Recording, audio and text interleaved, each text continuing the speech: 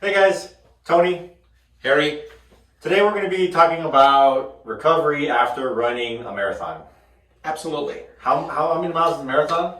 It's like 26 point something miles. Can you run 26 miles? Well, you know what sounds better? 42 point something kilometers. What? It's long. That's ridiculous. Definitely way too long for me. So I'm tired already thinking about it. Yes. Well, I can only imagine after running 26 miles, what your body must feel like. I after you're cannot done. imagine actually, but okay.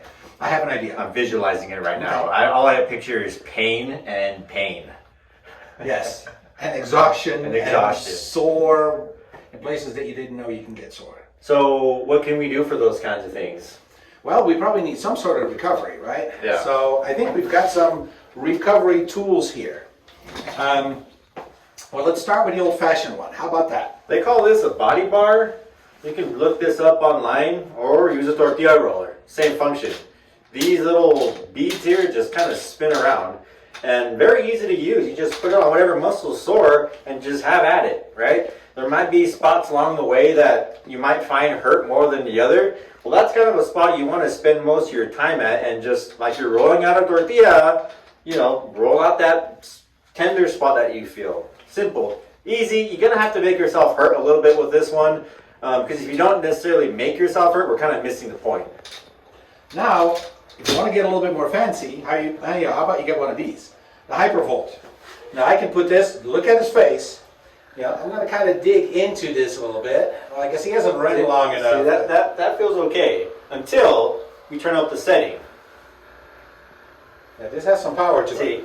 now it starts to feel a little, you feel something there. Must feel really good after that marathon, doesn't Yeah, it? and that's what you want. Again, we're not trying to be nice to the muscle after. The muscle works really hard. It develops adhesions. It develops tightness. And you want to work those out to condition yourself after. You'll lessen the soreness after, and plus it'll just keep your muscles primed and ready for the next training or the next marathon or whatever comes next after that. And the neat thing is when you use this tool, in the beginning it does feel pretty sore and almost a little painful, but then when you keep it on those muscles as they get used to it and they get blood flow going, it actually starts feeling a whole lot better. Yeah. Initially it doesn't feel good, but as Harry said, it opens up and you start feeling much better after a couple minutes or so. Yep, definitely. Yeah.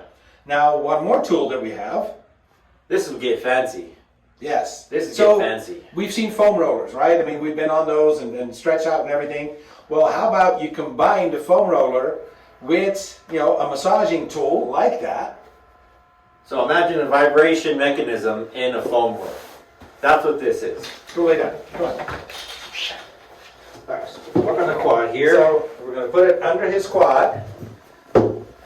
So now you get the combination of that foam roller, just like any other foam roller, but it's vibrating, so you get that massage at the same time.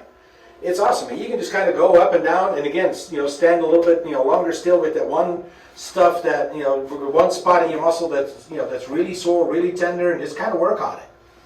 So great tool. Of course, you can use this on a variety of muscles. You can use it really any muscle you can get to. How about some hamstring stuff there? Awesome. Yeah. So, and of course, the other thing that you absolutely want to do after you've run a marathon or a half marathon or whatever little bitty distance that you and I do, you have to stretch out, right? So you have to stretch out your hamstrings, your quad muscles, probably your hip flexors, because they've been working overtime the whole time, your calf muscles. Stretch them out really good afterwards. And ideally, you've stretched them out before as well. Definitely. I always tell patients when they're going to do something as rigorous as that, you got to spend quality time stretching before and then not as much time after, but you still want to stretch after. You cannot skip the warm-up activity. You cannot skip the stretching activity before and after.